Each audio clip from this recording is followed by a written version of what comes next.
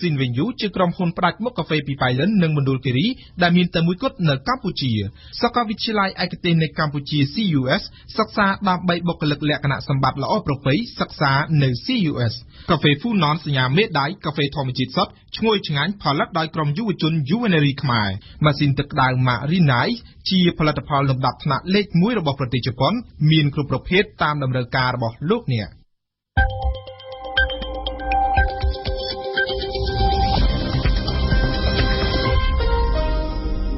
សួស្តីលោកស្រីអ្នកនាងកញ្ញាសូមអរគុណលោកអ្នកដែលបានបើកស្ដាប់ការផ្សាយវិទ្យុបារាំងអន្តរជាតិ AFP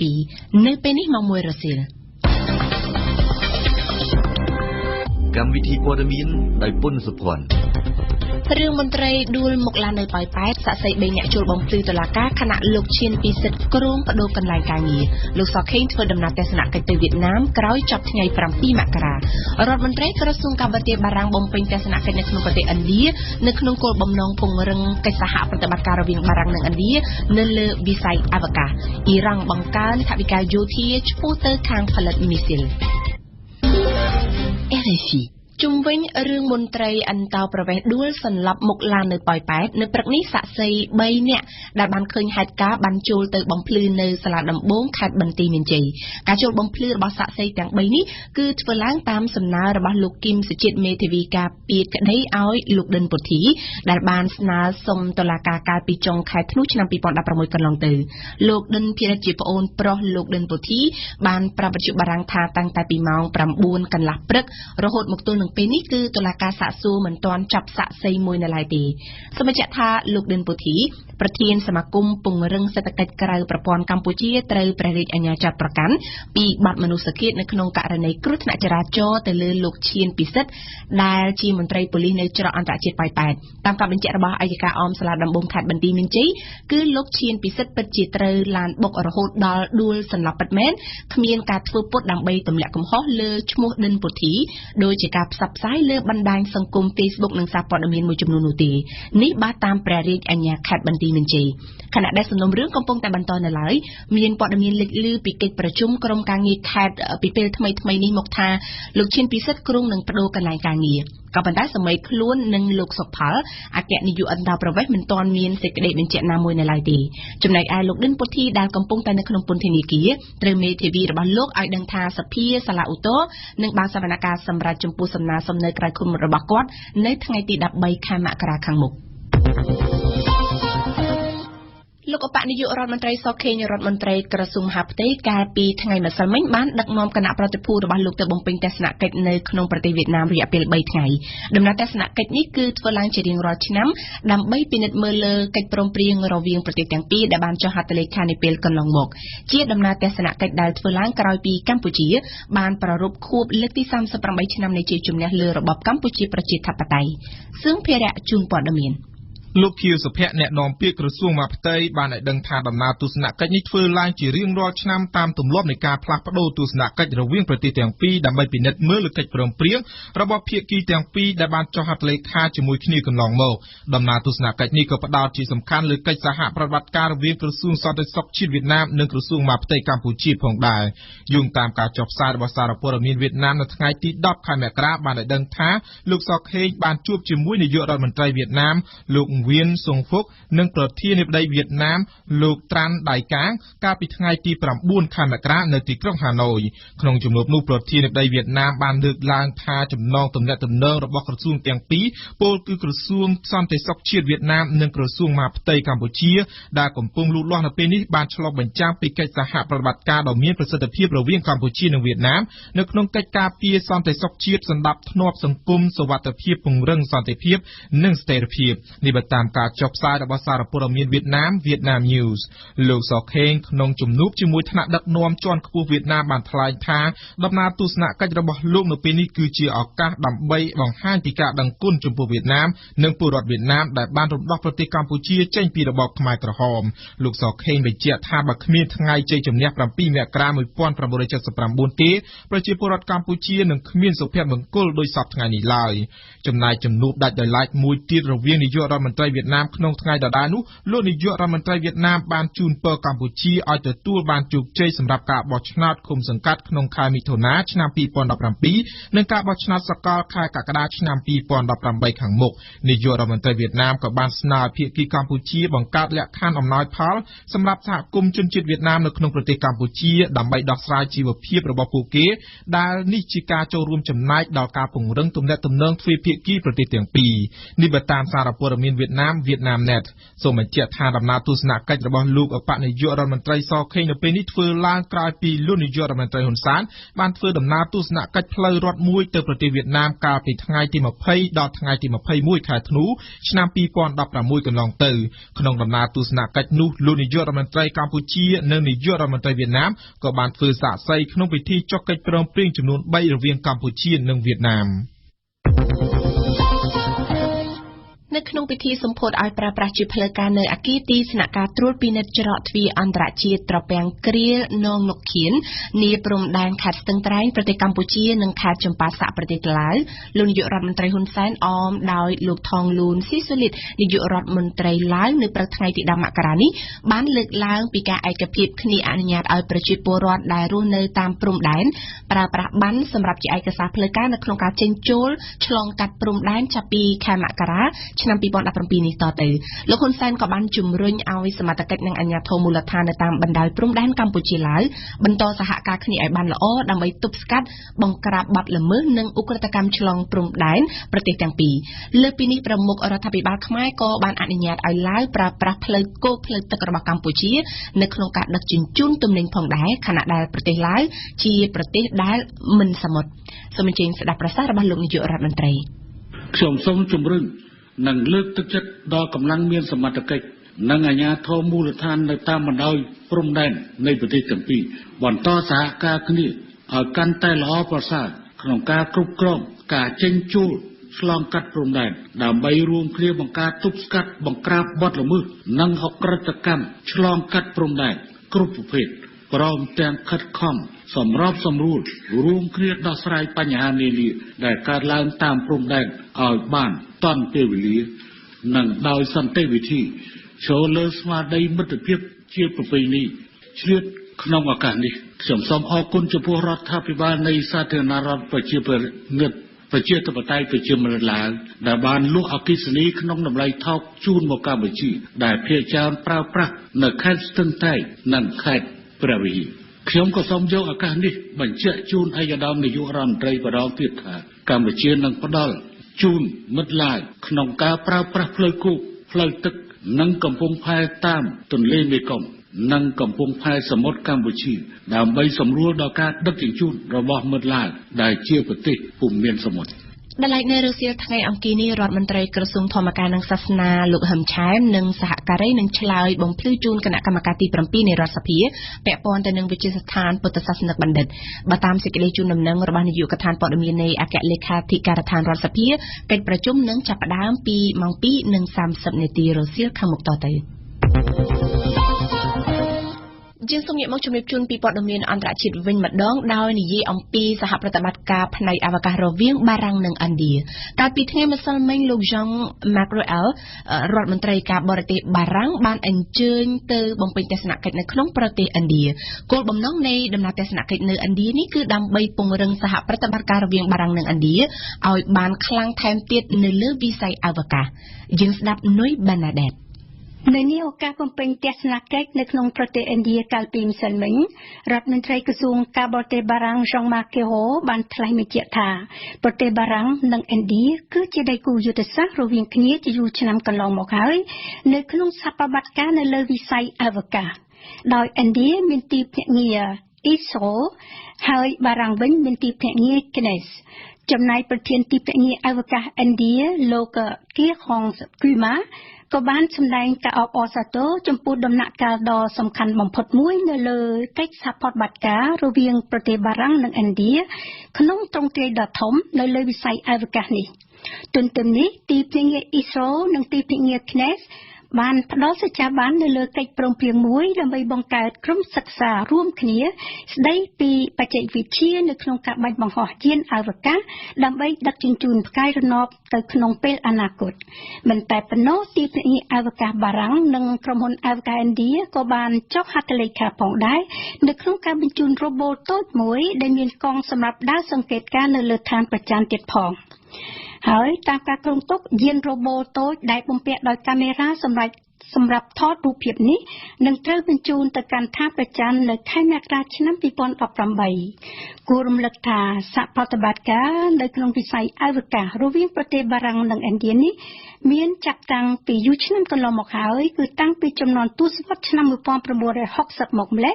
ហើយត្រូវបានពង្រឹងកាន់តែខ្លាំងក្លាថែមទៀតចាប់តាំងពីជាង10ឆ្នាំកន្លងមកដែរ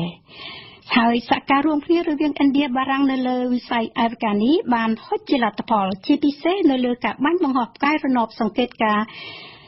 អាកាសធាតុចំនួន2មួយនៅឆ្នាំ2011និងមួយទៀតនៅឆ្នាំ2013ចំណែកការអភិវឌ្ឍផ្កាយរណបទី3រវាងបារាំងនិងឥណ្ឌាវិញក៏ត្រូវបានចុះហត្ថលេខាលើកិច្ចព្រមព្រៀងរវាងគ្នាហើយដែរគួរបញ្ជាក់ថាឥណ្ឌាបានបង្ហាញនូវចេតនាដ៏ខ្ពង់ខ្ពស់មួយក្នុងគោលបំណងចង់ក្លាយខ្លួនទៅជាមហាអំណាចមួយដ៏ពិតៗនៅលើវិស័យអវកាសអន្តរជាតិកិច្ចចរចាជាប្រវត្តិសាស្ត្រដែលជាការផ្ដល់សំណាងថ្មីដល់ការបង្រួមប្រទេសស៊ីបានចាប់ផ្ដើមបើកធ្វើនៅថ្ងៃច័ន្ទម្សិលមិញនៅក្នុងទីក្រុងហ្សឺណែវប្រទេសស្វីសក្រោមម្លប់អង្គការសហប្រជាជាតិហើយកម្មវត្ថុចម្បងនៃកិច្ចចរចាគឺស្វែងរកដំណោះស្រាយបញ្ចប់ជម្លោះប៉ុន្តែប្រមុខដឹកនាំ ship ទាំងអស់ទាំង ship ខាងក្រិចនិង ship ទូគីសុទ្ធតែដឹងខ្លួនថាជាកិច្ចការដ៏លំបាកហើយនេះក៏មិនមែនជាលើកទី1ទេដែល ship បើកការចរចាបង្រួមប្រទេសប៉ុន្តែការចរចាកន្លងមកតែងតែជួបបរាជ័យជានិច្ចសភាអ៊ីរ៉ង់បានបោះឆ្នោតអនុម័តនៅថ្ងៃច័ន្ទបង្កើនកញ្ចប់ថវិកាយោធាឲ្យដល់កម្រិត 5% នៃចំណាយជាតិសម្រាប់រយៈពេល5ឆ្នាំខាងមុខការដំឡើងថវិកានេះស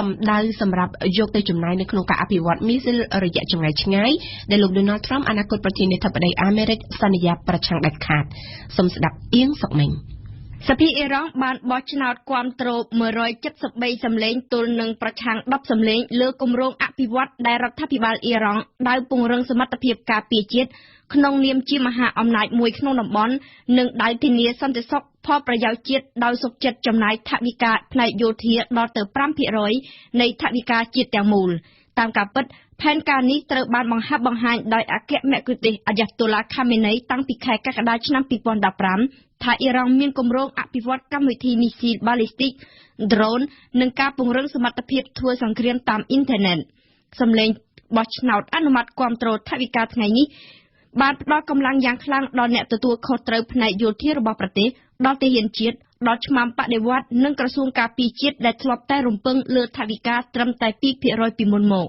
ក៏ប៉ុន្តែអ៊ីរ៉ង់អាចនឹងបញ្ឆេះឲ្យមានសម្ពាធតានតឹងជាមួយនឹងក្រុមប្រទេសលោកខាងលិចដែលទើបនឹងរិះគន់សើមការធ្វើតេស្តបាញ់សាកល្បងមីស៊ីលបាល់លីស្ទិកអ៊ីរ៉ង់ថាជាការរំលោភលើសេចក្តីសម្រេចចិត្តរបស់អង្គការសហប្រជាជាតិអនុម័តកាលពីឆ្នាំទៅធ្វើឲ្យរដ្ឋាភិបាលអាមេរិករបស់លោកអូបាម៉ាបានចាត់ទុកការបាញ់សាកល្បងមីស៊ីលនោះថាមិនផ្ទុយនឹងកិច្ចព្រមព្រៀងនុយក្លេអ៊ែររវាងអ៊ីរ៉ង់និងមហាអំណាចមែនក៏ប៉ុន្តែសម្រាប់លោក Donald Trump អនាគតប្រធានាធិបតីអាមេរិកថ្មីចាប់ពីថ្ងៃទី20មករាទៅការបាញ់មីស៊ីលអ៊ីរ៉ង់គឺជាការកំញើញអ៊ីស្រាអែលសហភាពអឺរ៉ុបនិងជាការព្រមានចង់វាយប្រហារលើសហរដ្ឋអាមេរិកនៅថ្ងៃណាមួយដូច្នេះលោក Donald Trump បានសន្យារួចហើយនៅក្នុងពេលឃោសនាថានឹងធ្វើជារនាំងខ្ទប់ការអភិវឌ្ឍកម្មវិធីមីស៊ីលអ៊ីរ៉ង់និងមិនអនុញ្ញាតឲ្យអ៊ីរ៉ង់ធ្វើសកម្មភាពបែបនេះបានកើតមានជាថ្មីទៀតឡើយអគ្គលេខាធិការអង្គការសហប្រជាជាតិថ្មីលោក Antonio Guterres នៅថ្ងៃអង្គារនេះនឹងថ្លែងសន្ទរកថាលើកដំបូងរបស់លោកទៅកាន់ក្រុមប្រឹក្សាសន្តិសុខនៅក្នុងកិច្ចខិតខំប្រឹងប្រែងពង្រឹងការទូតលោក Guterres បានជួលកាន់តំណែងជំនួសលោកបានគីមូនកាលពីថ្ងៃទី1មករាដោយសន្យាថានឹងធ្វើយ៉ាងណាដោះស្រាយវិបត្តិសកលលោករួមទាំងការសម្លាប់រង្គាលនៅក្នុងប្រទេសសេរីនិងសង្គ្រាមបង្ហូរឈាមនៅស៊ូដង់ខាងត្បូងផងដែរដែលកាលពីថ្ងៃអាទិត្យមករាកន្លងទៅប្រទេសកូរ៉េខាងជើងបានអះអាងថាប្រទេសខ្លួនបានត្រៀមជាស្រេចដើម្បីធ្វើការបាញ់សាកល្បងគ្រាប់មីស៊ីលអន្តរជាតិមួយគ្រាប់នៅគ្រប់ពេលនិងគ្រប់ទីកន្លែងទៅតាមការកំណត់របស់ប្រមុខដឹកនាំកូរ៉េខាងជើងលោកគីមចុងអ៊ុននៃបណ្ឌាឌេតជូនព័ត៌មានពិស្ដា ក្រសួងការបរទេសកូរ៉េខាងជើងទៅបានអះអាងបញ្ជាក់ថាកូរ៉េខាងជើងបានត្រៀមជាស្រេចដើម្បីធ្វើការបាញ់សាកល្បងមីស៊ីលអន្តរជាតិមួយទៅតាមការកំណត់ទិសដៅរបស់ទីបញ្ជាការជាន់ខ្ពស់របស់កូរ៉េខាងជើងកាលពីថ្ងៃទី1មករាមុនលោកគឹមចុងអ៊ុនបានប្រកាសថាកូរ៉េខាងជើងបានត្រៀមជាស្រេចដើម្បីធ្វើការបាញ់សាកល្បងមីស៊ីលអន្តរជាតិមួយគួររំលឹកថាកូរ៉េខាងជើងកំពុងស្ថិតនៅក្រោមទណ្ឌកម្មរបស់អង្គការសហប្រជាជាតិតាំងពីឆ្នាំ2006ដោយសារតែកូរ៉េខាងជើងបានបាញ់សាកល្បងអាវុធនុយក្លេអ៊ែរនិងគ្រាប់មីស៊ីលអន្តរជាតិអង្គការសហប្រជាជាតិបានដាក់ទណ្ឌកម្មបន្ថែមទៀតលើកូរ៉េខាងជើងកាលពីខែធ្នូកន្លងផុតទៅក្រោយពីកូរ៉េខាងជើងបានបាញ់សាកល្បងអាវុធនុយក្លេអ៊ែរដ៏សំខាន់បំផុតមួយកាលពីថ្ងៃទី9កញ្ញាមុនក្រុមអ្នកជំនាញវិញបានវាយតម្លៃថាបើសិនជាកូរ៉េខាងជើងពិតជាត្រៀមជាស្រេចនៅក្នុងការបាញ់សាកល្បងមីស៊ីលអន្តរជាតិដែលគេហៅឈ្មោះកាត់ជាភាសាអង់គ្លេសថា ICBM ក្តីក៏កូរ៉េខាងជើងត្រូវប្រើពេលវេលាច្រើនឆ្នាំខាងមុខទៀតដើម្បីកែលម្អមីស៊ីលរបស់ខ្លួនឲ្យកាន់តែប្រសិទ្ធភាពខ្លាំងថែមទៀតចំពោះសហរដ្ឋអាមេរិកបើសិនជាកូរ៉េខាងជើងពិតជាបានផលិតបាននៅគ្រាប់មីស៊ីលធន់ខ្លាំងក្លាបែបនេះមែននោះវាអាចនឹងគំរាមដល់ទ្វីបអាមេរិកខាងជើងដែលស្ថិតនៅចម្ងាយតែ 9,000 គីឡូម៉ែត្រប៉ុណ្ណោះពីប្រទេសកូរ៉េខាងជើងគ្រាប់មីស៊ីលអន្តរជាតិ ICBM នេះអាចបាញ់បានចម្ងាយជាមធ្យម 5,500 គីឡូម៉ែត្រប៉ុន្តែមីស៊ីលខ្លះៗអាចនឹងបានបាញ់ចម្ងាយរហូតទៅដល់ 10,000 គីឡូម៉ែត្រឯណោះចំណែកលោក Ashton Carter រដ្ឋមន្ត្រីក្រសួងការពារជាតិអាមេរិកវិញបានគូបញ្ជាក់ថាកម្មវិធីនុយក្លេអ៊ែររបស់កូរ៉េខាងជើងអាចនឹងបង្កនូវការគំរាមកំហែងដ៏ធ្ងន់ធ្ងរមួយដល់សន្តិសុខជាតិអាមេរិកក៏ប៉ុន្តែសហរដ្ឋអាមេរិកបានត្រៀមការពារតាមផ្លូវអាកាសជាស្រេចហើយដែរដើម្បីធ្វើការវាយប្រហារប្រឆាំងតបតនឹងការបាញ់គ្រាប់មីស៊ីលរបស់កូរ៉េខាងជើងណាមួយមកលើទឹកដីអាមេរិកឬមួយក៏នៅលើទឹកដីរបស់ប្រទេសសម្ព័ន្ធមិត្តរបស់អាមេរិកយុវជនកាណាដាម្នាក់ដែលមានបំណងចង់ចូលរួមជាមួយនឹងក្រុមអង្គការរដ្ឋអ៊ីស្លាមនិងប៉ុនប៉ងវាយប្រហារអគាររដ្ឋាភិបាលត្រូវបានកាត់ទោសនៅថ្ងៃច័ន្ទដោយឃុំខ្លួននៅក្នុងផ្ទះរយៈពេល6ខែនិងព្យួរទោសរយៈពេល2ឆ្នាំបើតាមព្រះរាជអាជ្ញាថ្លែងប្រាប់ទីភ្នាក់ងារសារព័ត៌មានបារាំងនៅថ្ងៃអង្គារនេះយុវជន17ឆ្នាំរូបនេះនឹងត្រូវរស់នៅជាមួយនឹងជីដូនជីតាដោយមានបំពាក់ខ្សែដៃអេឡិចត្រូនិកមួយដែលវាជាកម្មវត្ថុនៃបម្រាមគោចរជាបញ្ចប់ព័ត៌មានអន្តរជាតិនិយាយពីរដ្ឋមន្ត្រីការបរទេសថ្មីរបស់ប្រទេសមិចស៊ិកបានបដិញ្ញានៅថ្ងៃច័ន្ទថាប្រទេសរបស់លោកនឹងចរចាជាមួយនឹងរដ្ឋាភិបាលរបស់ប្រធានាធិបតីជាប់ឆ្នោតថ្មីរបស់អាមេរិក Donald Trump ដោយគ្មានការភ័យខ្លាចនោះទេប្រធានាធិបតីលោក Enrique Pena Nieto បាននាំអតីតរដ្ឋមន្ត្រីហិរញ្ញវត្ថុលោក Luis Videgaray ត្រឡប់ទៅគណៈរដ្ឋមន្ត្រីរបស់លោកវិញកាលពីសប្តាហ៍មុនដើម្បីស្វែងរកការស្ថាបនាទំនាក់ទំនងជាមួយនឹងលោក Donald Trump ជាពិសេសទៅលើផ្នែកពាណិជ្ជកម្ម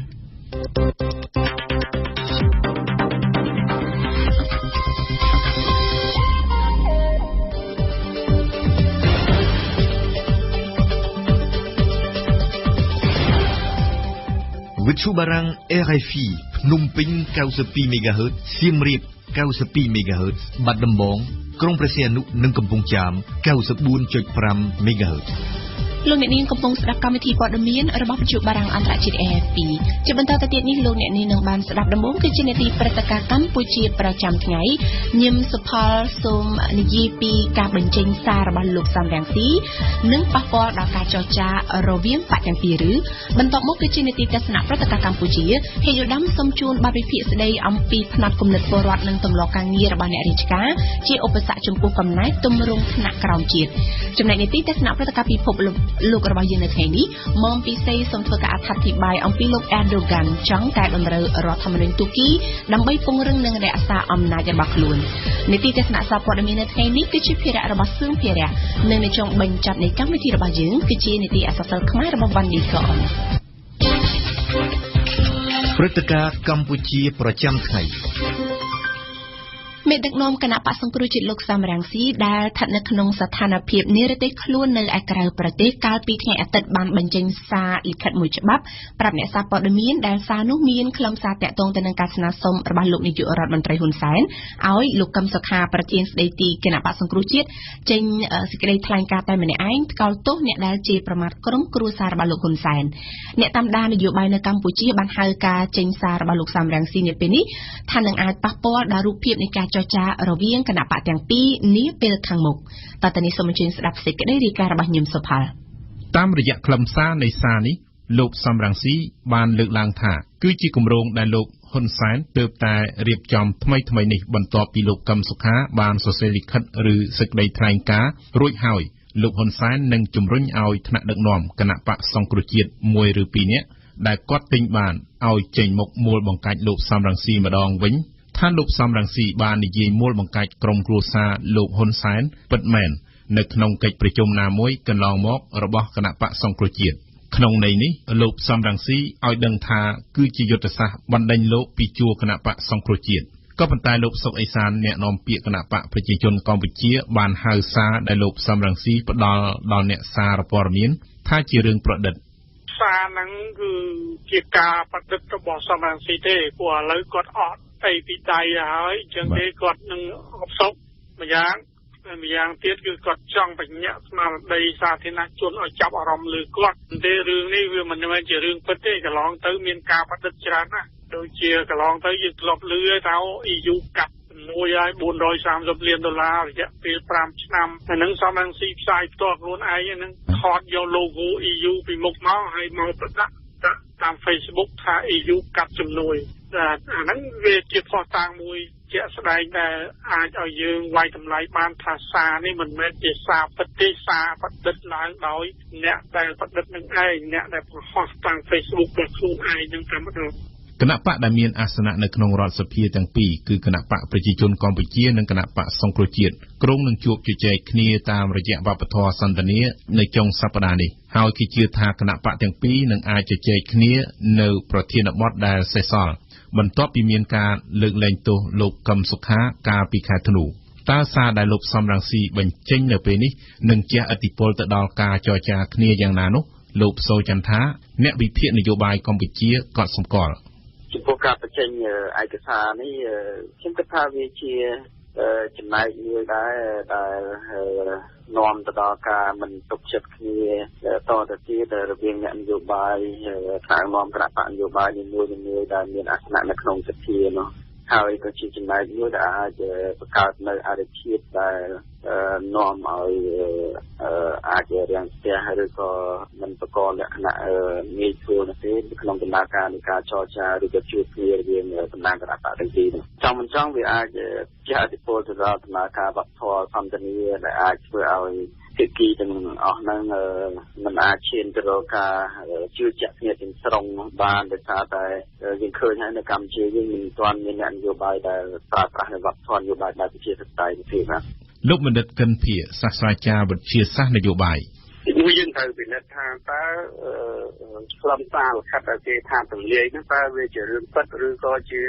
យុទ្ធសាស្ត្រនយោបាយរបស់គណៈបកណាមួយហើយទីពីរបើសិនជាយុទ្ធសាស្ត្ររបស់ខាងណាក៏ដោយតិចឬច្រើនវាអាចមានការប៉ះពាល់ទៅដល់ការសន្ទនាគ្នាដែលយើងនិយាយថាសន្ទនាដោយស្មោះត្រង់សន្ទនាដោយមិនមានល្បិចដាក់គ្នាអញ្ចឹងទេយើងត្រូវពិនិត្យថាតើអានឹងជាអ្នកណាដែលជាអ្នករៀបចំខ្ញុំគិតថាយើងត្រូវពិនិត្យអានឹងមែនទែនព្រោះបើសិនជាមានការរៀបចំគឺជាមានរបៀបវារៈខាងក្រោយខ្នងហ្នឹងលោកសូចន្ទថាបានលើកឡើងពីបទពិសោធន៍នយោបាយកម្ពុជាដែលធ្លាប់កើតមានកន្លងមកនិងបានលើកយកគណៈបកហ៊ុនស៊ិនប៉ិចជាឧទាហរណ៍យើងឃើញថានៅកម្ពុជាយើងឃើញមានការប្រើប្រាស់នៅល្បែងនយោបាយនៃការប្របែកប្របាក់ដោយការលើកឡើងរបស់លោកសំរងស៊ីហ្នឹងតាំងពីយូរលង់ណាស់មកហើយយើងឃើញបទពិសោធន៍ជាក់ស្ដែងពីគណៈបកហ៊ុនស៊ិនប៉ិចជាដើមរងការបំបែករងការបំផ្លាញមកដល់ពេលនេះគឺពុំមានអាសនៈ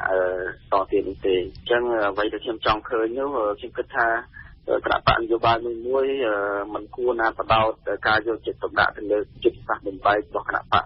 ណាមួយដែលមានអំណាច ឬក៏ជាយុទ្ធសាស្ត្រនយោបាយបំបែកនោះទេតែគួរផ្ដោតទៅលើការពង្រឹង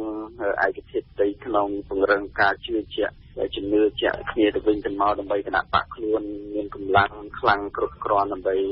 គួតប្រជែងយកជ័យជំនះនោះទៅជាដំណោះស្រាយល្អហើយជាគណៈបកមួយដែលរឹងមាំតទៀតបាទតកតងទៅនឹងថាការបញ្ចេញសារបែបនេះប៉ះពាល់ទៅដល់ការជជែកគ្នារវាងគណៈបកទាំងពីរឬយ៉ាងណានោះលោកសុកអេសានបញ្ជាក់យើងនិយាយចុងក៏យើងអាចថាបានដែរបាទពីព្រោះឥឡូវកន្លងទៅគាត់មូលកាច់ថាសម្ដេចតេជោចលនាឲ្យអាដាមកម្មសខា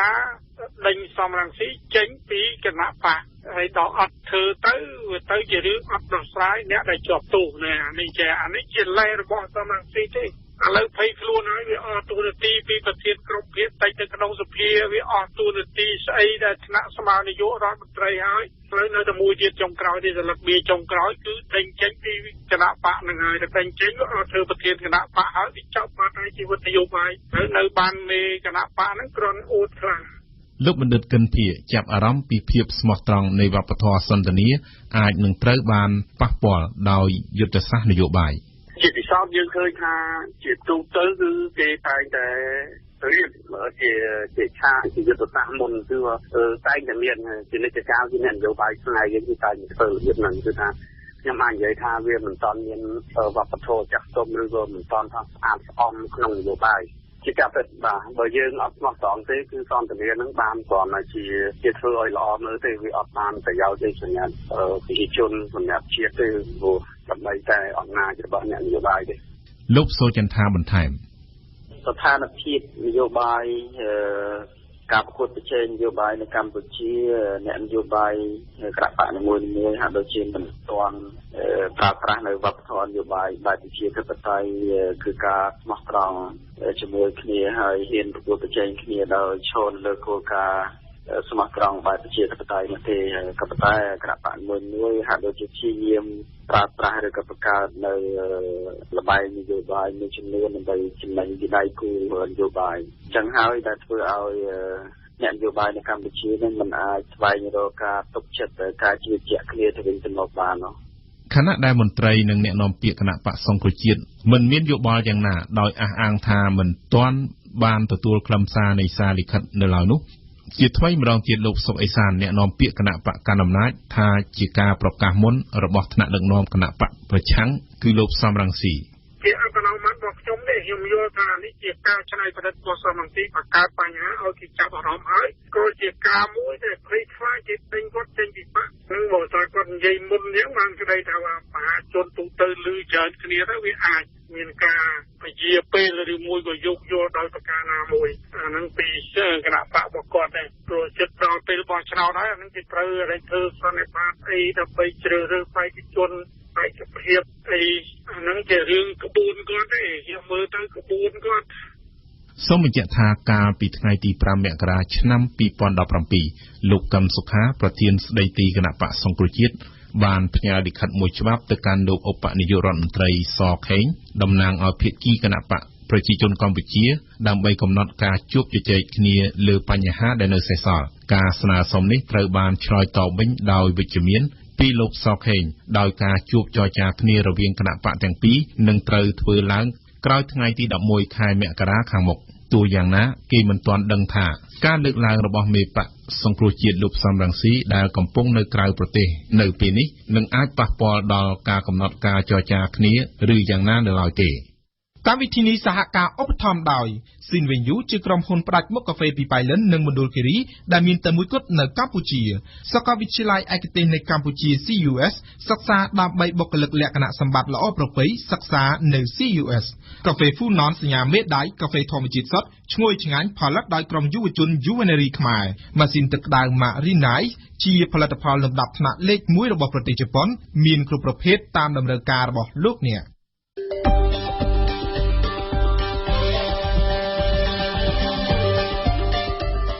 ព័ត៌មានទាំងនេះអាចអានឬស្ដាប់ឡើងវិញនៅក្នុងគេហទំព័ររបស់យើង www.khmer.rfi.fr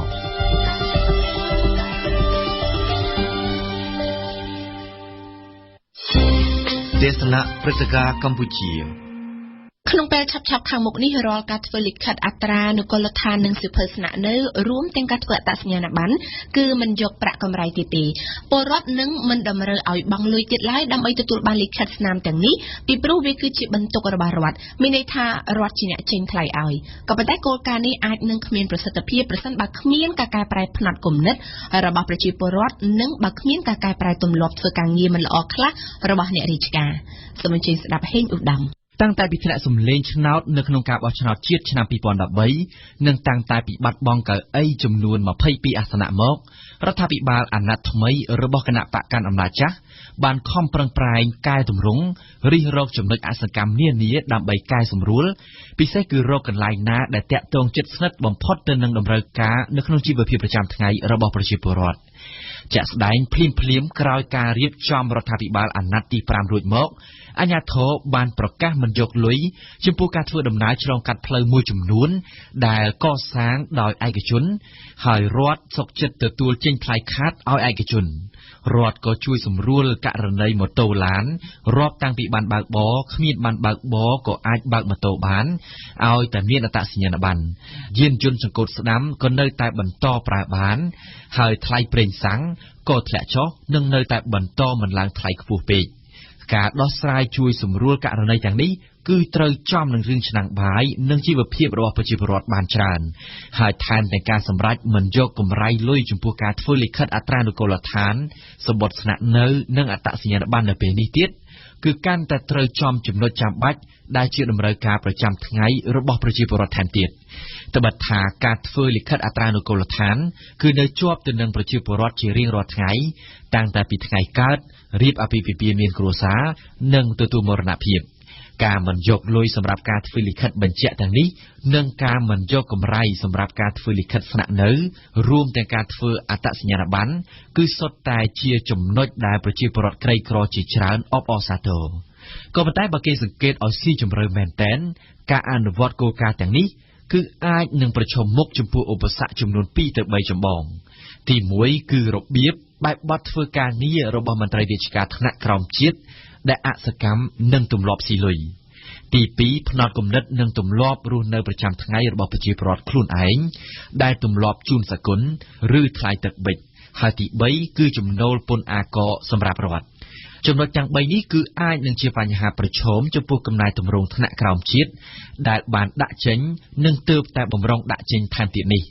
ព្រោះថាទី1បើទោះបីជាមានការណែនាំនិងការប្រកាសថាមិនយកកម្រៃក៏ដោយចុះ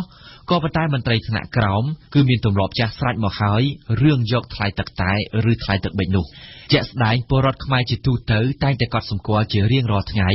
ពីភាពស្ពឹកស្រពន់របស់មន្ត្រីរាជការមួយចំនួន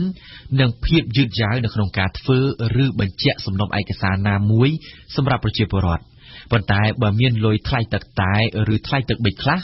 ទើបការងារនោះវាអាចដើរទៅលឿននិងអាចទៅរលូនឆាប់បានគឺដូចតែពាក្យដែលគេតែងតែនិយាយនិងសឹងតែមន្ត្រីខ្លះធ្លាប់ពោលសឹកមាត់ខ្លួនឯងរួចមកហើយថាគេមិនអាចប្រើគោដោយមិនឲ្យស៊ីស្មៅបាននោះឡើយនេះគឺជាទម្លាប់អាក្រក់អសកម្មមួយដែលជាប់ដុសស្លាយយូរណាស់មកហើយចំពោះមន្ត្រីរដ្ឋបាលថ្នាក់ក្រោមជាតិទី2ប្រជាពលរដ្ឋខ្មែរខ្លួនឯងតែងតែប្រកាន់ផ្នត់គំនិតជូនសគុណបើទោះបីជាអ្នកខ្លះដឹងហើយថាមន្ត្រីរាជការសាធារណៈគឺជាអ្នកធ្វើកិច្ចការបម្រើប្រជាពលរដ្ឋបម្រើមហាជនក៏ដោយចុះទន្ទឹមនេះពួកគេនៅតែជឿជាក់ថាទាល់តែមានលុយដែលវាជាប្រេងរំអិលស័ក្តិសិទ្ធិទើបម៉ាស៊ីនការងាររដ្ឋអាចដំណើរការទៅបានល្អនិងលឿនរហ័សដូច្នេះបើពលរដ្ឋចង់បានឯកសារបញ្ជីលិខិតស្នាមរបស់ខ្លួនឆាប់ធ្វើរួចនិងឆាប់បានប្រើគឺទាល់តែជូនសគុណខ្លះតាមទម្លាប់ទៅនេះគឺជាទម្លាប់មិនល្អមួយរបស់ប្រជាពលរដ្ឋដែលត្រូវជីកកោះរំលើងតែបើចង់លុបបំបាត់គឺទាល់តែលុបបំបាត់ទម្លាប់និងរបៀបធ្វើការងាររបស់មន្ត្រីខ្លះៗផងដែរចំណុចទី3ការមិនយកកម្រៃចំពោះការធ្វើលិខិតអត្រានុកូលដ្ឋានគឺវាអាចនឹងបាត់បង់ប្រាក់ចំណូលខ្លះបើទោះបីជាមិនតិចក៏ច្រើនណាស់ដែរដែលនេះនឹងកាន់តែធ្លាក់បន្ទុកសម្រាប់រដ្ឋថែមទៀតខណៈដែលរដ្ឋខ្មែរកំពុងតែក្រស្រាប់ផងទោះបីជាយ៉ាងណាក៏ដោយចុះ ការប្រកាសមិនយកប្រាក់កម្រៃសម្រាប់ការធ្វើលិខិតស្នាមផ្សេងៗចំពោះប្រជាពលរដ្ឋនៅពេលនេះគឺជារឿងល្អសម្រាប់ជួយសម្រាលបន្ទុកភាពលំបាករបស់ប្រជាពលរដ្ឋក្រីក្រជាទូទៅតែវាអាចទទួលជោគជ័យទៅបានគឺទាល់តែផ្នត់គំនិតនិងទម្លាប់ការងាររបស់ប្រជាពលរដ្ឋនិងរបស់មន្ត្រីរាជការមានការផ្លាស់ប្ដូរជាមុនសិនស្ដាប់កម្មវិធីព័ត៌មានរបស់វិទ្យុបារាំង RFI ពេលព្រឹកពីម៉ោង 7 ដល់ម៉ោង 8 និងពីម៉ោង 10 កន្លះដល់ម៉ោង 11 ថ្ងៃរសៀលពីម៉ោង 1 ដល់ម៉ោង 2 និងពីម៉ោង 4 កន្លះដល់ម៉ោង 5 និងពេលយប់ពីម៉ោង 7 ដល់ម៉ោង 8 ស្ដាប់វិទ្យុបារាំង RFI ពិភពលោកស្ថិតក្នុងដៃរបស់លោកអ្នក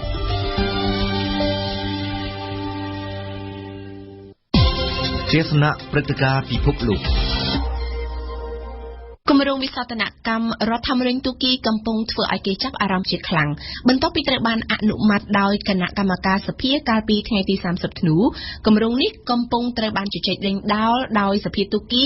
កាលពីថ្ងៃច័ន្ទម្សិលមិញបន្ទាប់មកទៀតការបោះឆ្នោតប្រជាមតិមួយនឹងត្រូវរៀបចំនៅរវាងខែមិនិនាដើម្បីឲ្យប្រជាជនទទួលយករដ្ឋធម្មនុញ្ញថ្មីតាមការវិភាគរដ្ឋធម្មនុញ្ញថ្មីនឹងដឹកនាំទូគីទៅកាន់របបនយោបាយមួយដែលប្រធានាធិបតីក្តោបក្តាប់អំណាចសឹងតែម្នាក់ឯងហើយជាងនេះទៅទៀតវានឹងអាចបើកលទ្ធភាពឲ្យលោក Erdogan ប្រធានាធិបតីទូគីនៅពេលបច្ចុប្បន្នអាចកាន់តំណែងនេះរហូតដល់ឆ្នាំ2029យើងស្ដាប់បទអន្តរកម្មរបស់ម៉ោងពិសេសឆ្នាំ2016ជាឆ្នាំដែលទូគីល្បីខ្លាំងបំផុតភាពល្បីល្បាញនេះបានមកដោយសារមនុស្សម្នាក់គត់គឺលោក Erdogan ប្រធានាធិបតីរបស់ទូគីអន្តរាគមយោធាទូគីនៅស៊ីរីដែលមានរូបភាពដើម្បីជាការបង្អាក់ជោគជ័យរបស់ក្រុមជនជាតិគឿកជាជាងការបង្ក្រាបក្រុមជីហាតអង្គការរដ្ឋអ៊ីស្លាមនោះត្រូវបានមតិអន្តរជាតិរិះគន់ជាខ្លាំងល្បីម្យ៉ាងទៀតដោយសារលោក Erdogan ហ៊ានវាយស្មើជាមួយសហភាពអឺរ៉ុបដែលបានគំរាមជាច្រើនលើកច្រើនសារថានឹងបើកចំហព្រំដែនដើម្បីបង្ហូរជនភៀសខ្លួនបើសិនជាសហភាពអឺរ៉ុបមិនព្រមឲ្យខ្លួនក្លាយជាសមាជិកទេនោះល្បីជានេះទៀតនោះគឺនៅក្រោយពេលមានរដ្ឋប្រហារយោធាមិនបានសម្រេចកាលពីខែកក្កដាឆ្នាំ2016លោក Erdogan បានប្រើគ្រប់មធ្យោបាយដើម្បីរំលើងឫសគល់នៃបណ្ដាញចលនានយោបាយដែលមាននិន្នាការមិនស្របនឹងលោក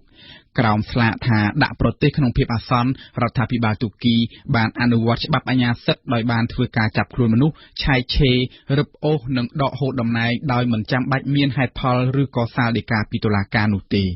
ប៉ុន្មានខែមកនេះមិនមានថ្ងៃណាមួយដែលគ្មានការចាប់ខ្លួនមនុស្សដាក់ឃុំឬក៏ឆែកឆេរផ្ទះសម្បែងឡើយមនុស្សប្រមាណជា 40,000 នាក់ត្រូវជាប់ចោទហើយមួយចំនួនធំកំពុងជាប់ឃុំដោយគ្មានបានឆ្លងកាត់ការជំនុំជម្រះពីតុលាការ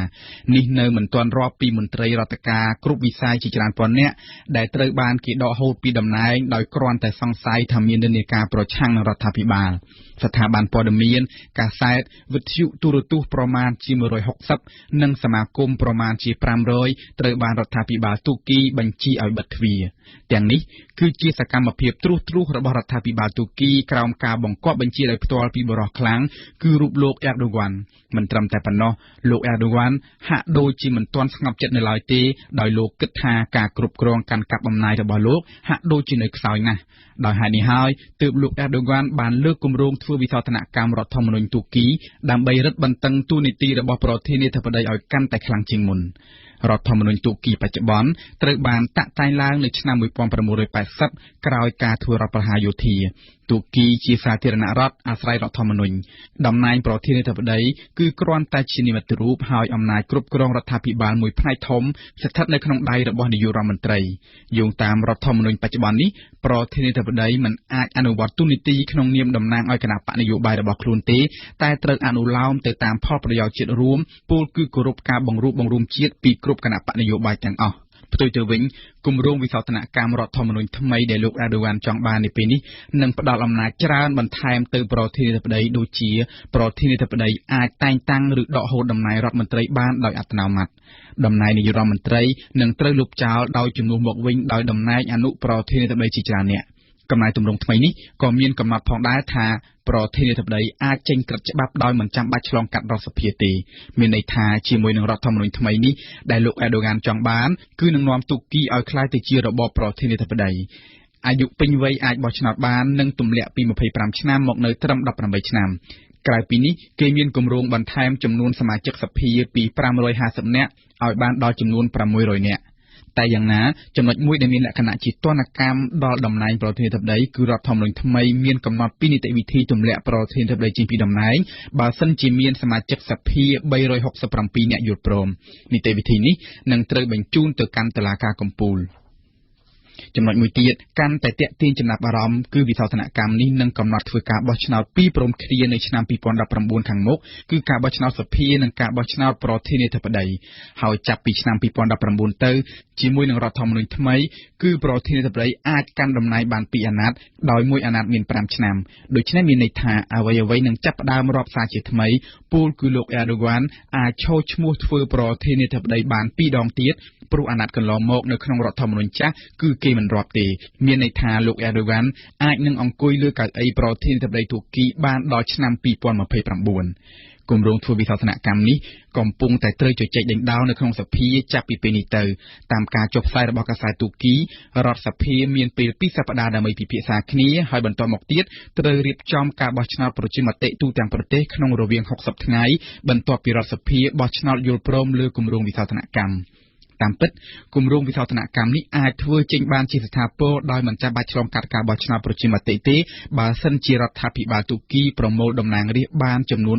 367សម្លេងក៏ប៉ុន្តែគណៈបក AKP របស់លោកអេរដូវ៉ាន់មានគ្នាតែ317សម្លេងប៉ុណ្ណោះដូច្នេះហើយបានជាគណៈបកលោកបានរួមគ្នាជាមួយគណៈបកស្ដាមនិយមជ្រុលដែលមានគ្នា40នាក់ដើម្បីស្នើសុំឲ្យធ្វើការបោះឆ្នោតប្រជាមតិព្រោះនីតិវិធីនេះត្រូវការសម្លេងតែ330នាក់ប៉ុណ្ណោះលោកប៊ូលែនតាស្កាន់សមាជិកសភាមកពីគណៈបកប្រឆាំងមួយរូបបានលើកឡើងថាវិសោធនកម្មរដ្ឋធម្មនុញ្ញថ្មីនេះគឺមិនខុសពីនាំយកអំណាចអាជ្ញាសឹករបស់ព្រះចៅស៊ូតង់កាលពីជំនាន់អាណាចក្រឧត្តមង្គទៅប្រគល់ឲ្យប្រធានាធិបតីថ្មីនោះទេសម្រាប់លោកការកាត់ចង្កូតឲ្យវិលទៅរកការដឹកនាំបែបផ្ដាច់ការក្នុងកណ្ដាប់ដៃមនុស្សតែម្នាក់បែបនេះគឺមិនខុសពីបំផ្លាញអ្វីៗគ្រប់បែបយ៉ាងដែលសាធារណរដ្ឋទូគីបានកសាងកន្លងមកនោះទេទំនៀមទម្លាប់បង្កើតរដ្ឋាភិបាលចម្រុះដែលឈលលើស្មារតីរួបរวมសាមគ្គីគ្នាយកប្រយោជន៍ជាតិជាធំនោះពិតជាត្រូវគេកប់ចោលក្រុមគណៈបកប្រឆាំងអង្គការការពារសិទ្ធិមនុស្សនានាបានសម្ដែងការព្រួយបារម្ភកាន់តែខ្លាំងអំពីរបបបែរទៅកាន់របបផ្ដាច់ការបែបប្រធានាធិបតីដែលលោកអេរដូវ៉ាន់ចង់បាននាពេលនេះយ៉ាងណាក៏ដោយមកដល់ដំណាក់កាលនេះសភាត្រូវជជែកដេញដោលគ្នាបន្ទាប់មកទៀតគឺប្រជាជនទូគីម្នាក់ៗដែលត្រូវបោះឆ្នោតព្រមឬមិនព្រមប្រជាមតិមានន័យថាគឺប្រជាជនទូគីជាអ្នកកំណត់ជោគវាសនារបស់ប្រទេសខ្លួនតែស្របពេលជាមួយនឹងអំពើហិង្សាផ្ទុនគ្នានៅទូគីប្រជាជនទូទៅកាន់តែមានអារម្មណ៍ភ័យខ្លាចមនុស្សម្នាក់ៗមិនអាចប្រមូលរកហេតុផលគ្រប់គ្រាន់ដើម្បីសម្រេចចិត្តបានទេបើសិនជាគេស្ថិតនៅក្នុងកលៈទេសៈមួយភ័យខ្លាចពួកគេត្រូវការសន្តិសុខជាអាទិភាពគឺវិស័យសន្តិសុខនេះហើយដែលជាមុខព្រួញយុទ្ធសាស្ត្រមួយដ៏សំខាន់ដែលរដ្ឋាភិបាលរបស់លោកអេរដូវ៉ាន់កំពុងតែពពាយនាយលក់ដើម្បីទាក់ទាញការគាំទ្រពីប្រជាជនជាមួយនឹងអេរដូវ៉ាន់កម្លាំងប៉ូលីសទាហាននិងកងសេនាពិសេសធ្វើការគ្រប់ពេលដើម្បីការពារសន្តិសុខបោះឆ្នោតគាំទ្រវិសោធនកម្មរដ្ឋធម្មនុញ្ញគឺបោះឆ្នោតគាំទ្រលោកអេរដូវ៉ាន់ទេសនាសារព័ត៌មាននៅក្នុងនីតិទេសនាសារព័ត៌មាននៅថ្ងៃនេះរៀបចំជូនដោយសឿងភិរៈសូមអញ្ជើញស្ដាប់កាសែតនៅក្នុងស្រុកថ្ងៃនេះបានចាប់យកប្រធានរឿងផ្សេងៗគ្នាមកចុះផ្សាយនៅលើទំព័រមុខរបស់ខ្លួន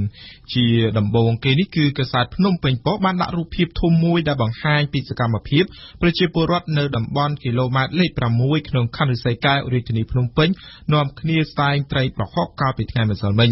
ប៉ុន្តែខាងក្រោមរូបនោះវិញកាសែតបានសរសេរចំណងជើងធំថារដ្ឋាភិបាលមិនយកថ្លៃសេវាសាធារណៈពីប្រជាពលរដ្ឋគណៈការបោះឆ្នោតជិតមកដល់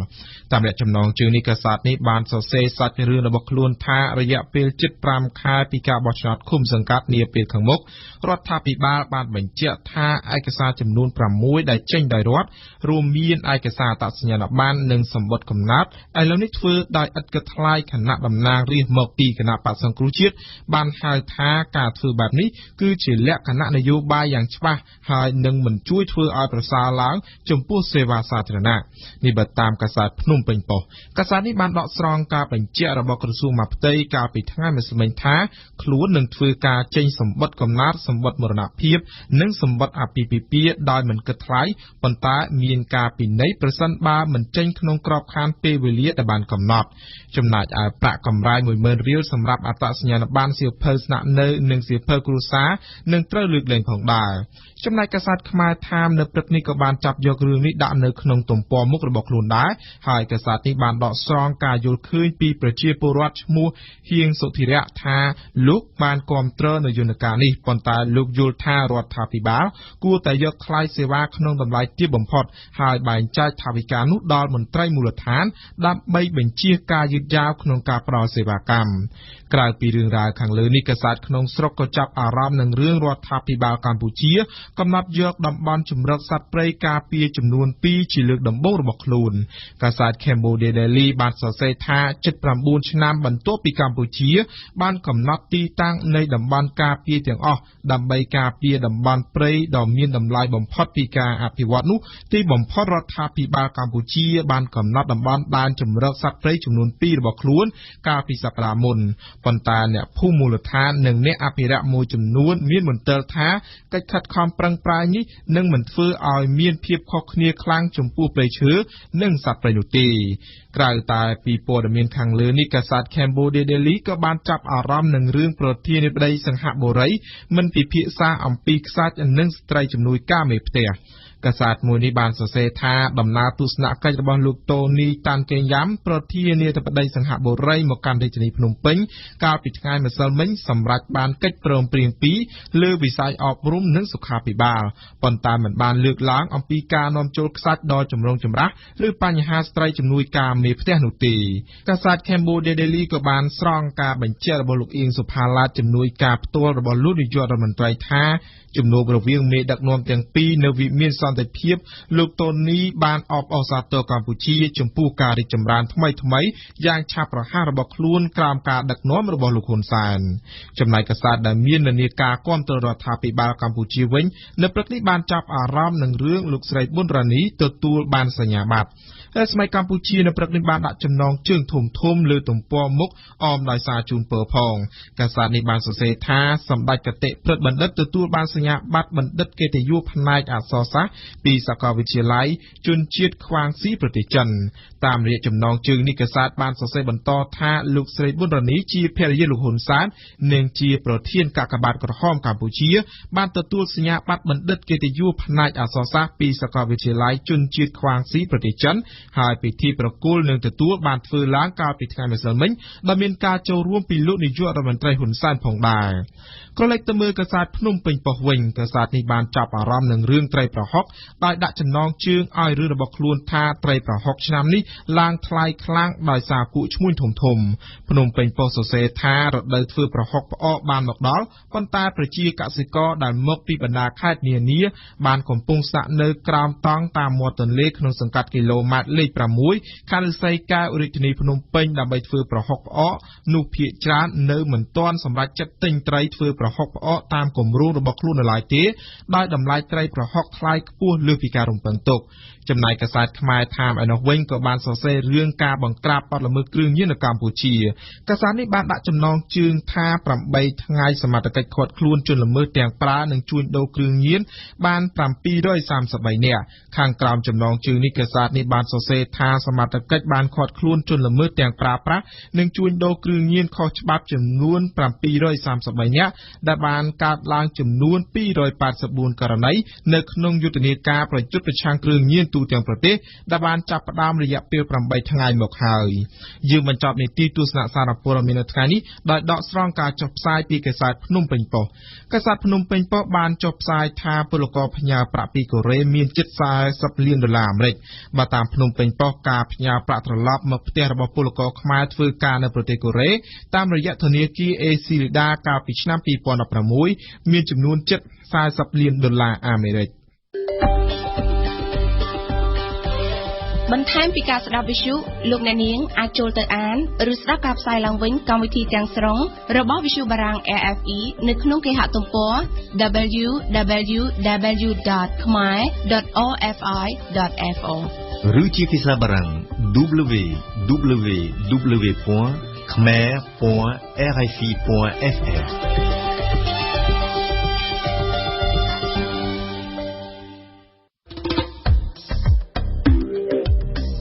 អក្សរសិល្ប៍ខ្មែរ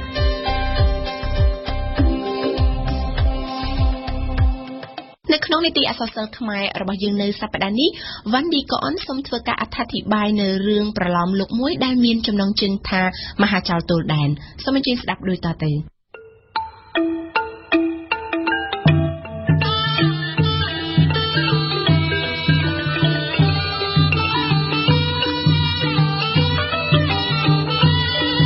នៅចន្លោះឆ្នាំ1952-1956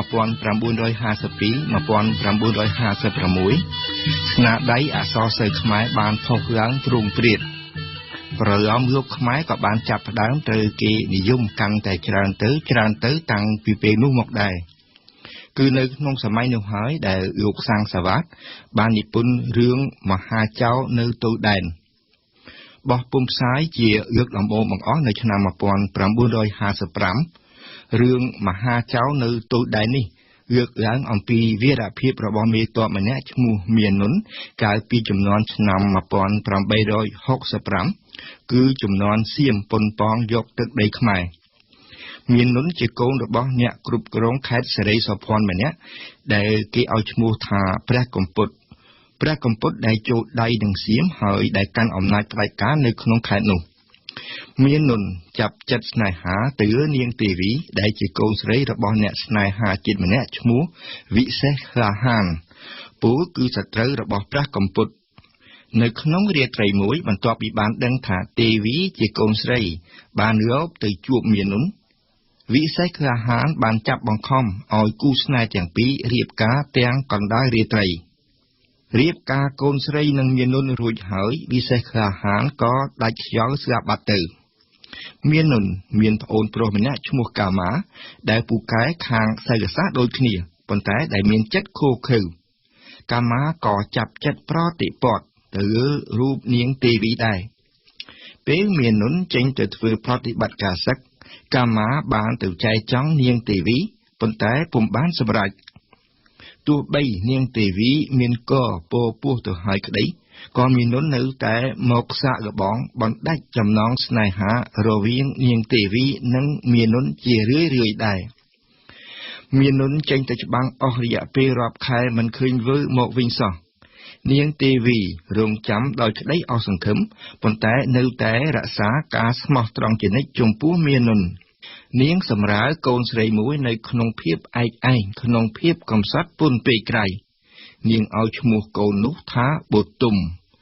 ថ្ងៃមួយនាងបានដឹងថាមាននុនជាប្តីវិលត្រឡប់មកវិញនៅពេលនោះកាម៉ាបានចាប់បូទុំធ្វើជាធ្នូហើយបង្ខំឲ្យនាងមិននិយាយរកមាននុនអ្វីទាំងអស់បើពុំធ្វើតាមទេកាម៉ានឹងសម្លាប់កូននាងចោលនាងទេវីគ្មានជំរឿសអ្វីទៀតក្រៅពីធ្វើតាមកាម៉ាទេបន្ទាប់ពីឆាកល្ខោនដ៏គួរឲ្យសង្វេគនេះមាននុនខឹងនឹងប្រពន្ធយ៉ាងខ្លាំងហើយក៏រត់ចេញពីផ្ទះបាត់ទៅកាម៉ាស្វែងជួបនឹងមាននុនជាបងហើយអ្នកទាំងពីរក៏ប្រយុទ្ធគ្នាស្លាប់រស់នៅទីបំផុតកាម៉ាត្រូវរបួសជាទម្ងន់កាលបើបានស្ដាប់ពាក្យញុះញង់ថាមាននុនចង់សម្លាប់កាម៉ាជាប្អូនព្រះកម្ពុទ្ធក៏ឲ្យគេដេញរកចាប់មាននុនទោះបីមាននុនមានប្រជានុរាស្ត្រនិងមិត្តភ័ក្តិស្រឡាញ់រាប់អានច្រើនយ៉ាងណាក្តី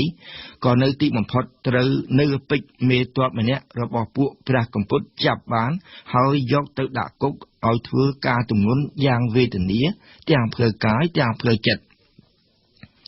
សូម្បីតែនាងខត្យានីកូនស្រីរបស់ព្រះចៅនៃទីក្រុងអយុធ្យាដែលធ្លាប់ស្រឡាញ់រាប់អានតាំងពីតូចក្រូចឆ្មាមកក៏ជួយមិនបានដែរព្រោះនាងទាមទារឲ្យមាននុនស្រឡាញ់នាងផងហើយបំរើផលប្រយោជន៍សៀមផងនៅទីបំផុត អ្នកដែលគាំទ្របបហេតុស្នេហាជាតិខ្មែរបានរំដោះមាននុនចេញពីគុកបានហើយមាននុនថែមទាំងចាប់យកនាងខត្តិយានីធ្វើជាធ្នូថែមទៀតមាននុនបានបង្កទ័ពវាយរំលំព្រះកំពតជាឪពុកបន្ទាប់ពីបានជួបការលំបាកលំបិនជាច្រើនជាពិសេសការក្បត់របស់នាយបំរុងដែលចាញ់ការបោកបញ្ឆោតលួងលោមរបស់នាងខត្តិយានីអ្នកតស៊ូរំដោះជាតិក្រោមការដឹកនាំរបស់មាននុននិងមិត្តរបស់មាននុនដល់ចំណាប់មួយចំនួនដូចជាវិរៈនាយកោបអរុណមហាកាវស្រទុំស្បៃវែងជាដើមក៏បានយកឈ្នះទៅលើពួកព្រះកំពតនិងកាមាហើយរំដោះអាណាខេត្តសេរីសុភ័ណ្ឌបានដោយសុវត្ថិភាព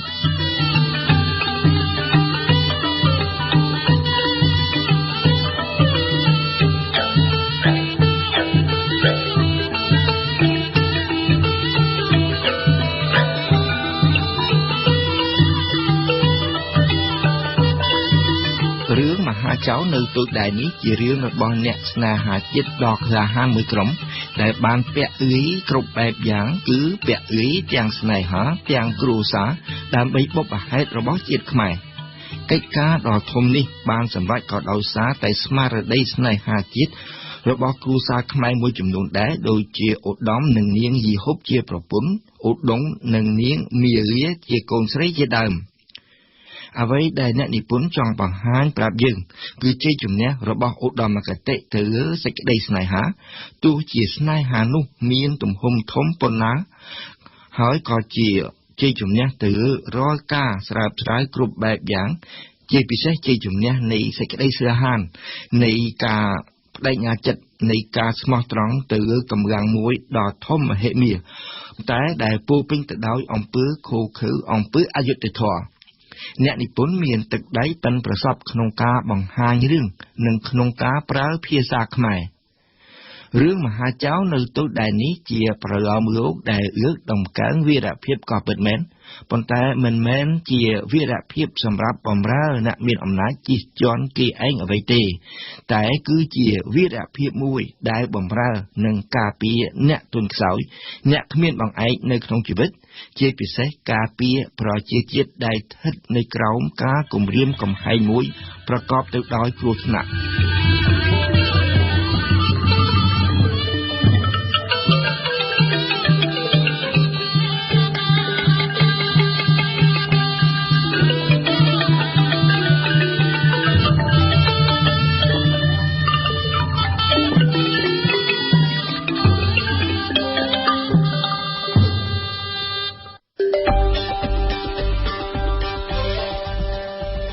ស្ដាប់ព័ត៌មានទាន់ហេតុការណ៍របស់វិទ្យុបារាំង RFI 1 ម៉ោងម្ដងពេលព្រឹកនៅម៉ោង 8:30 នាទី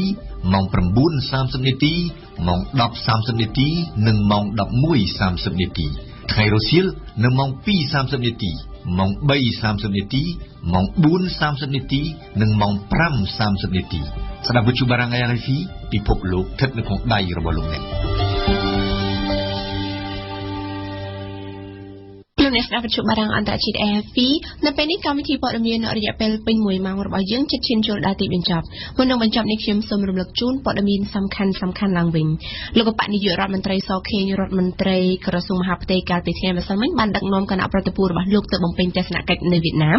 រយៈពេល3ថ្ងៃដំណើរទស្សនកិច្ចនេះគឺធ្វើឡើងជារៀងរាល់ឆ្នាំដើម្បីពិនិត្យលើកិច្ចព្រមព្រៀងរវាងប្រទេសទាំងពីរដែលចុះហត្ថលេខានាពេលកន្លងមកហើយក៏ជាដំណើរទស្សនកិច្ចដែលធ្វើឡើងក្រោយពីកម្ពុជាបានប្រារព្ធខួបលើកទី38ឆ្នាំនៃជ័យជំនះលើរបបកម្ពុជាប្រជាធិបតេយ្យជំវិញរឿងមន្ត្រីអន្តរប្រវេសន៍ដួលសន្លប់មុខឡើងនៅប៉ោយប៉ែតនៅព្រឹកនេះមានសាក្សី3នាក់ដែលបានឃើញហេតុការណ៍បានចូលទៅបំភ្លឺនៅសាលាដំបងខេត្តបន្ទាយមានជ័យការចូលបំភ្លឺរបស់សាក្សីទាំង3នោះគឺធ្វើឡើងតាមសំណើរបស់លោកគឹមសុជាតិមេធាវីការពារក្តីឲ្យលោកដិនពុធីដែលបានស្នើសុំតុលាការកាលពីចុងខែធ្នូឆ្នាំ2016កន្លងទៅនៅក្នុងពិធីសម្ពោធប្រើប្រាស់ជាផ្លូវការនៅអគារទីស្នាក់ការត្រួតពិ និត្យច្រកអន្តរជាតិត្រពាំងគ្រៀលនងនុខៀននាព្រំដែនស្ទឹងត្រែងប្រទេសកម្ពុជានិងខេត្តចំប៉ាសាក់ប្រទេសឡាវ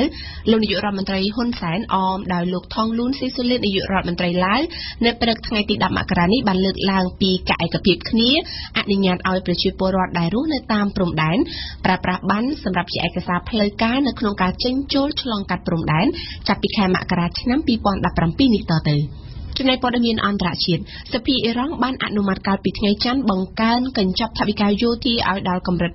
5% នៃចំណាយជាតិសម្រាប់រយៈពេល5ឆ្នាំខាងមុខការដំឡើងថវិកានេះសំដៅសម្រាប់យកការចំណាយនៅក្នុងការអភិវឌ្ឍមីស៊ីលរយៈចម្ងាយឆ្ងាយដែលលោក Donald Trump អនាគតប្រធានាធិបតីអាមេរិកសន្យាប្រឆាំងដាច់ខាតកាលពីថ្ងៃម្សិលមិញលោក Jean-Marc Ayrault រដ្ឋមន្ត្រីក្រសួងការបរទេសបារាំងបានអញ្ជើញទៅបំពេញទស្សនកិច្ចនៅក្នុងប្រទេសឥណ្ឌាគោលដៅនៃទស្សនកិច្ចនៅឥណ្ឌានេះគឺដើម្បីពង្រឹងសហប្រតិបត្តិការរវាងបារាំងនិងឥណ្ឌាឲ្យខ្លាំងក្លាថែមទៀតនៅលើវិស័យអវកាសយើងបញ្ចប់ការសង្ខេបព័ត៌មានអន្តរជាតិរបស់យើងនិយាយពីអគ្គលេខាធិការអង្គការសហប្រជាជាតិថ្មីលោក Antonio Guterres នៅថ្ងៃអង្គារនេះនឹងថ្លែងសន្ទរកថាជាលើកដំបូងរបស់លោកទៅកាន់ក្រុមប្រឹក្សាសន្តិសុខជាតិនៅក្នុងកិច្ចខិតខំប្រឹងប្រែងពង្រឹងកិច្ចការទូតលោក Guterres បានជួបកាន់តំណែងជំនួសលោកបានគីមូនកាលពីថ្ងៃទី1មករាដោយសន្យាថានឹងធ្វើយ៉ាងណាដោះស្រាយវិបត្តិសកលលោករួមទាំងការសម្លាប់រង្គាលនៅក្នុងប្រទេសស៊ីរីនិងសង្គ្រាមបង្ហូរឈាមនៅស៊ូដានខាងត្បូងលោកអ្នកស្ដាប់វិទ្យុបារាំងអន្តរជាតិ AFP នៅពេលនេះកម្មវិធីព័ត៌មានរយៈពេលពេញ1ម៉ោងរបស់យើងបានឈានចូលមកដល់ទីបញ្ចប់សូមអរគុណចំពោះការយកចិត្តទុកដាក់តាមដានស្ដាប់របស់អស់លោកអ្នកនៅពេលបន្តិចទៀតនេះលោកអ្នកនឹងបានស្ដាប់ព័ត៌មានជាភាសាបារាំងហើយនៅម៉ោង 2:30 នាទីលោកអ្នកនឹងបានស្ដាប់បន្តព័ត៌មានខ្លីតាមរយៈវិទ្យុបារាំងអន្តរជាតិសូមអរគុណវិសាលដែលបានជួយបញ្ជាខាងផ្នែកបច្ចេកទេសនៅពេលនេះនាងខ្ញុំប៉ុនសុភ័ណ្ឌនិងសហការីវិទ្យុបារាំងអន្តរជាតិ AFP សូមអរគុណសូមជម្រាបលា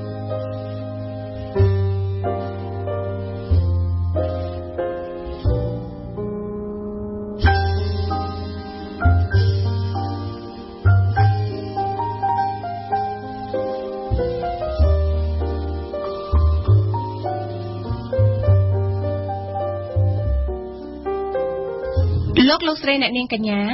តទៅនេះសូមអញ្ជើញស្ដាប់ព័ត៌មានជាភាសាបារាំង